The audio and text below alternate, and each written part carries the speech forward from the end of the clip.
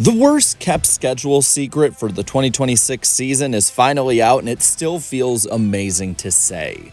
NASCAR is going back to the Homestead-Miami Speedway when it comes to the finale race. And it's not going to be for too long because there's going to be a rotation. But still, let's celebrate while we have this, as Homestead has been confirmed to be part of that rotation.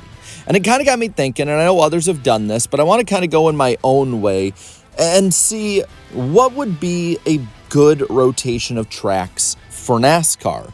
Which tracks would be the ones that would be the best suited for hosting the finale? Not only for racing, but also for a couple of other good reasons as well. Recently, as of today, NASCAR has been open about SMI tracks being invested in this as well and could be part of it too. Ben Kennedy said as much, as well as saying that super speedways would not be a focus. It'd be more on intermediates and short tracks moving forward. Well, we got to improve the racing, that's for sure. But I think that there need to be a few different criteria when it comes to this. Weather, racing, fairness, attendance, whether or not it's a big market, facilities, and the draw of television. Now, I think that the two non-starters immediately have to be the fact that if it is not a fair race, if it is a wild card, it's out, and if it's snowing, it's out, if it's too cold. And I think the weather part of it takes away about 6 dates currently on the schedule now, and I think that the fairness also takes about 6 dates away. These tracks are listed here right now. Now, there is also the side that, well, they might hit a couple of them, but I think they don't hit it enough, at least at this time. It could change, but at this moment, I don't think it does. This is the could happen, but I don't think it's going to happen anytime soon tier, and it's basically that Tennessee, North Carolina, South Carolina, Virginia range of tracks. Bristol, Richmond, Martinsville, North Wilkesboro, and Darlington. I know a lot of people are probably wondering why I'm saying this, but the big part is racing for all of them. The short tracks especially do not have good racing right now. We want to have an entertaining race especially. And Darlington was not very good either in its last race, and that had nothing to do with William Byron dominating most of the race, and more to do with the fact that it was just more difficult to pass. Now they could be an outlier and we could remove that, but for now I'm going to leave that as is. For Bristol, Richmond, and Martinsville, there also is the problem that there's just a lot of things going against it. Attendance-wise, Bristol and Richmond I don't know if would be that good, especially if you had the Bristol night race towards the end of the year as well, unless you moved it towards the summer or the front of the season. And short tracks in general are not good for the TV draw or a big market either, except for Richmond. But Richmond is just not there facility-wise. All of these I think have too many problems right now. Now, I do think that Phoenix fits into this, and before you get your pitchforks out at me, hear me out. The racing is not very good. Let's be honest, of these tracks I'm about to list, this is probably the worst racing of all of them. And the big thing too with Phoenix, just like short tracks, we saw it with the dip in TV viewership when they made it the finale. It does not draw people in the same way that a bigger intermediate does. In general, Phoenix has just not been that type of track. But in every other way, Phoenix fits it perfectly. It's good weather, especially at that time of year. It's fair for the racing, even if the passing isn't great. It's not like it's going to be a wild card. Attendance is always top tier. It's a big market that supports the sport. And the facilities everyone always talks about is top tier. The problem is that, well, like I said, the racing and the draw is just not there. But it should be considered as part of it, and it sounds like it will be part of it moving forward, even if we disagree. Texas Motor Speedway, I think, is another one that fits into the criteria as well. A lot of people don't want to hear it, especially after this week. But Texas, other than the racing and facility, really is pretty good when it comes to everything else around it. If they could fix the racing especially, it would actually probably be one of the more popular tracks, especially with how this car races on most mile-and-a-halves. And being an SMI track, the facilities are going to be a bit lower. But you know, the weather is pretty good that time of year. It is a fair race, though it is kind of skirting that line, I will admit. The attendance has been top tier. It's a big market, and it does draw people in TV. I mean, hell, this beat IndyCar and Formula One when they both were on big network television and Texas was on cable. So there is a lot going for Texas as well.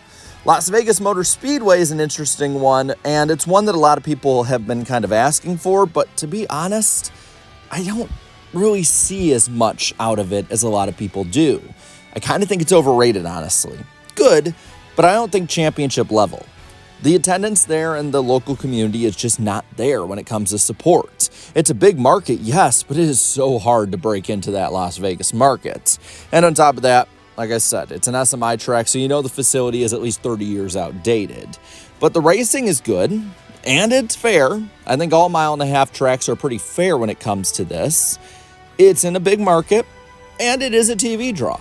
So there's a lot going for it, and I would not be surprised if Las Vegas is added in as well. It's been rumored to be added in and be the finale as soon as 2027, so there is that.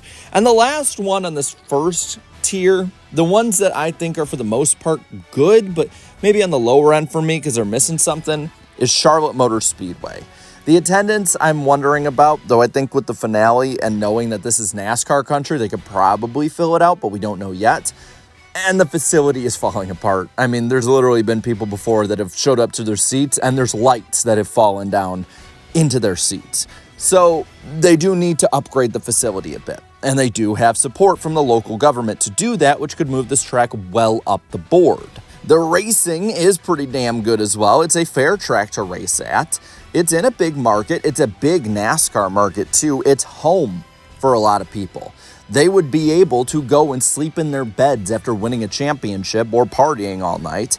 And I think it would be a good TV draw, especially when you look at the fact that it would probably be the first oval race, I'm again assuming oval on this one, that's not the 600 at the track since 2017, I believe. So this is a good one. But there's the best of the best. There are three that I think need to be on here because of the car especially. But the first one is Kansas. I would say the weather is iffy. It could be cold. It also could be warm. And, well, let's be honest, around the country, especially in the plains and the south, it has been getting warmer later on into the year. So Kansas is one that, for that reason, is iffy. And then it might not be the biggest TV draw, but the racing is the best in NASCAR. The fairness factor is there. Anyone can move forward or backwards. Attendance has been there for a while. It's in Kansas City, which is basically title town, except if they're playing the Eagles this past year. And to add to all that, the facility is not bad either. There's plenty of stuff to do at and around the track. I don't see why Kansas, outside of weather, couldn't be, but if you contract the schedule a little bit, maybe have a doubleheader in there, one off week again, and at the end of October, we've had plenty of Kansas races in that weekend before. So why can't we do it again? Nashville Super Speedway, one I don't hear anybody talking about. The facility is the only thing holding this back. I mean, think about it. The weather down in this part of the area, which I live near, is really good that time of year. My birthday is at the start of November, and it's always been in the 60s and 70s for me. Add to that, the racing is really good. Again, the fairness factor is there. The attendance, I think you could actually add more seating to it and probably have 50 or 60,000 there. It already holds a good 35 to 40,000 for its normal weekend. If you add the championship tax to it, that will add more. I think you could get a lot more people. Big market, it's really nearby, could really help maybe with that fairgrounds push to rejuvenate it. And it's been a TV draw. The only thing holding it back is the facility. And if you give it more time to have more of a reconstruction and a little bit more of an uplift, I totally could see it being a top-tier track. But the top one and the one we were talking about earlier is Homestead. The facility is the only thing holding it back. Everything else makes this track perfect for having the championship race. The weather's awesome, especially that time of year. The racing is awesome, and it's fair. The attendance for the finale would be awesome. It's a big market nearby. It's been a proven TV draw. And if they are able to completely give a facelift to this place, there is nothing that's holding it back from being the championship race way more often. Just because it's a rotation doesn't mean it has to be once every 3 or 4 years. I mean, if you're comparing it to the Super Bowl, there's plenty of stadiums that have hosted the Super Bowl over and over and over again through the years. So with all that being said, I'll give my picks for 5 races of a rotation, let's say. Homestead, Nashville, and Kansas, to me, are the ones that are the dead giveaways. You have to have them for the racing in the areas. Kansas can be iffy with the weather, but depending on what time of the year the finale is, it doesn't really make that much of a difference. And we've had races around this time at Kansas anyway, with only maybe one being really cold. The other two I'll go with might surprise people, because I do think you need to factor in stuff outside of just the racing. First off, I'll say Charlotte. I think you do need a hometown finale. I think you need to take it easy on the teams, and especially if you only have one off weekend in upcoming seasons, you really need to take it easy on them. Let them have that, especially if Martinsville is the second to last race of the year, which is not very far at all from the home base. You can have a very easy ending travel-wise for a lot of people and have it in the heart of NASCAR country. A lot of people can take a week-long trip. Just go out to Martinsville one week, then stay through the week near Charlotte in the Carolinas, learn about racing, and make a huge deal of it heading on into the finale weekend for all three series at home. And then Phoenix, I know people don't want to hear it, but the area supports NASCAR. And I think that NASCAR does in some ways, especially since they monetarily have been supported by the area, do need to give back. I think they have earned a place at this point to maybe have it once every 5 years. And especially if we don't have the current format we have now, especially if it's more consistency-based, hey, fingers crossed, maybe we even get a full season points format. It's not going to be Penske Paradise where they just have to win the race. So there's plenty of stuff and factors going into it. But now I want to know what you think. What are the 4 or 5 tracks that you want as the finale rotation tracks? Let me know down in the comments below. While you're at it, leave a like on this video, share this video, and subscribe to this channel for more great and fun NASCAR content. Thank you so much to all my channel members for your continued support. And until next time, have a good one.